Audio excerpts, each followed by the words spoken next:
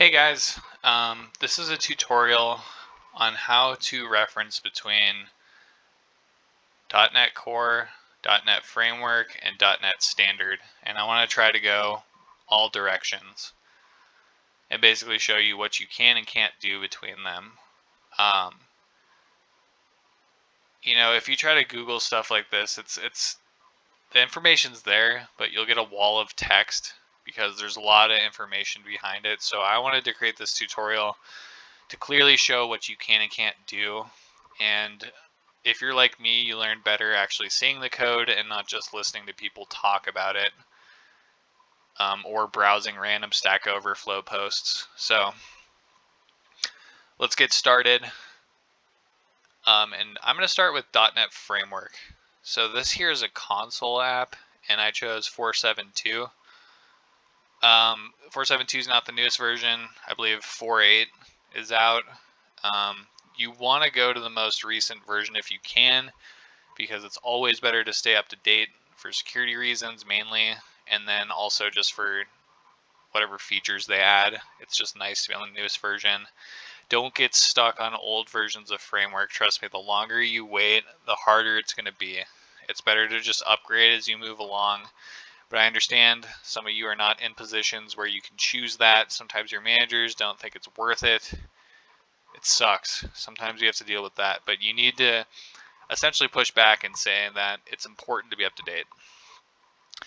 Now that rant is over, let's get back to it. So we're here at the program public static void main. This is like your computer science 101 console app that they always start with. So I wanted to show you what happens if I try to reference .NET Core from .NET Framework.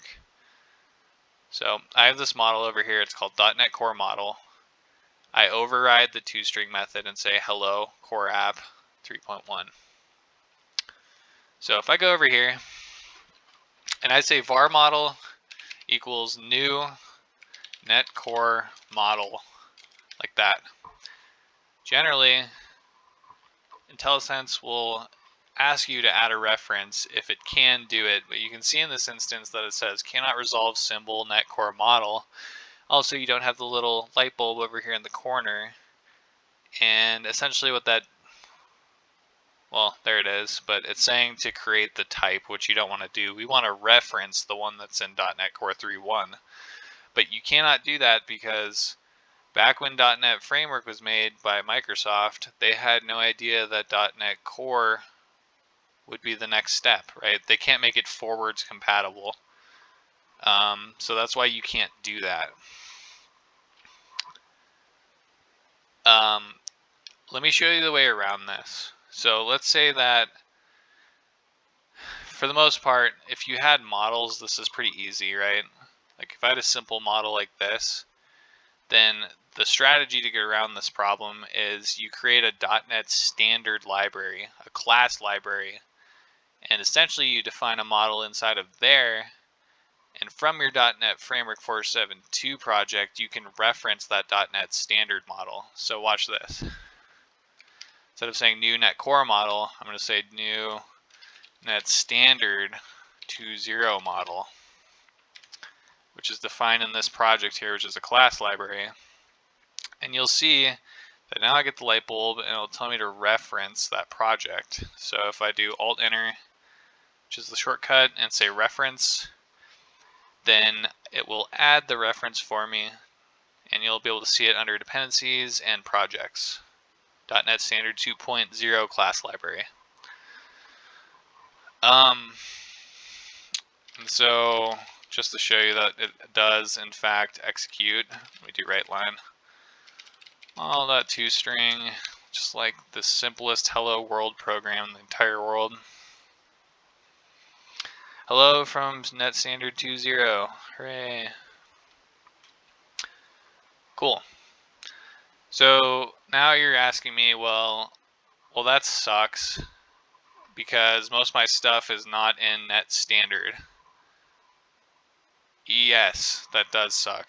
However, there should be things that you should be able to migrate that don't rely on framework into standard class libraries. In doing so, it could be very hard, but it's usually not as hard as you would think.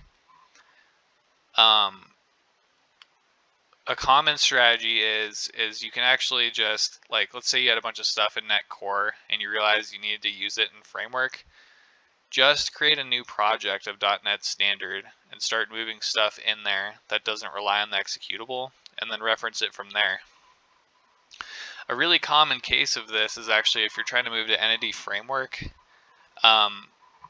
can create a .NET Standard library and have Entity Framework define all the models inside that class library.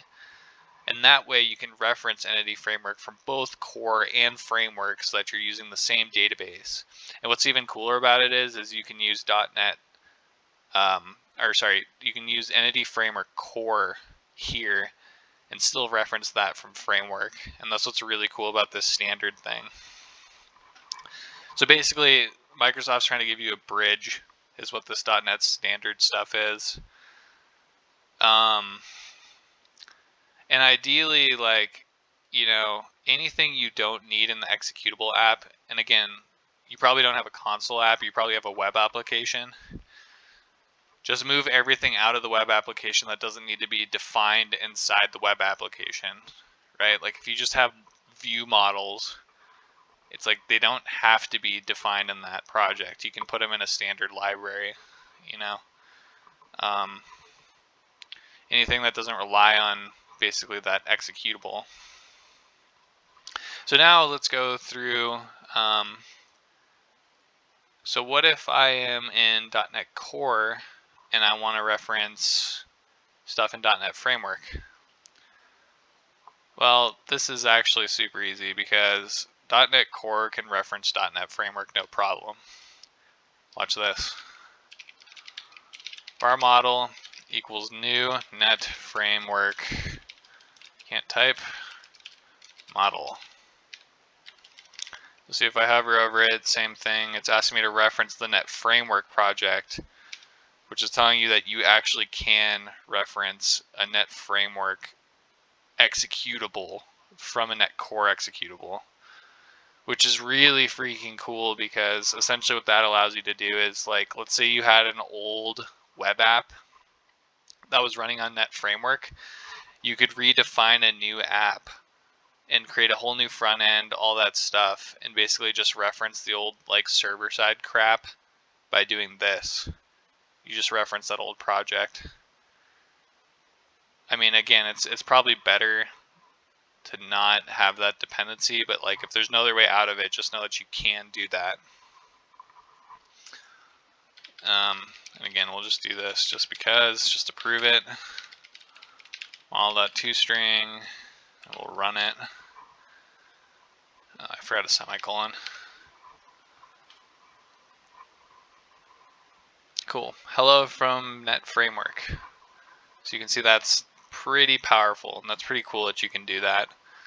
Also, .NET Core can reference .NET Standard. So if I wanted to use that .NET Standard 2.0 model, I can do that if I want to, and it is no problem at all.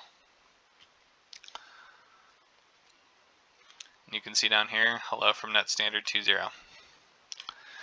So, like, all right, let's go through another example. Let's say you have a database and it's all linked to SQL code, and you have all the models generated and it's in a framework app. You can go grab Entity Core, go stick it into like a .NET Standard library, generate all the models there, reference from the old framework project and the .NET Core project that's standard, and basically you can be on Entity Framework Core even with your legacy code. So I just wanted to explain this because I never felt like reading the Microsoft documentation was clear about this. And the last note, depending on what version of framework you're on, you have to pick a certain version of .NET Standard. So this was another thing I ran into. There's actually .NET Standard 2.1 is the newest version right now. it is not compatible with Framework at all.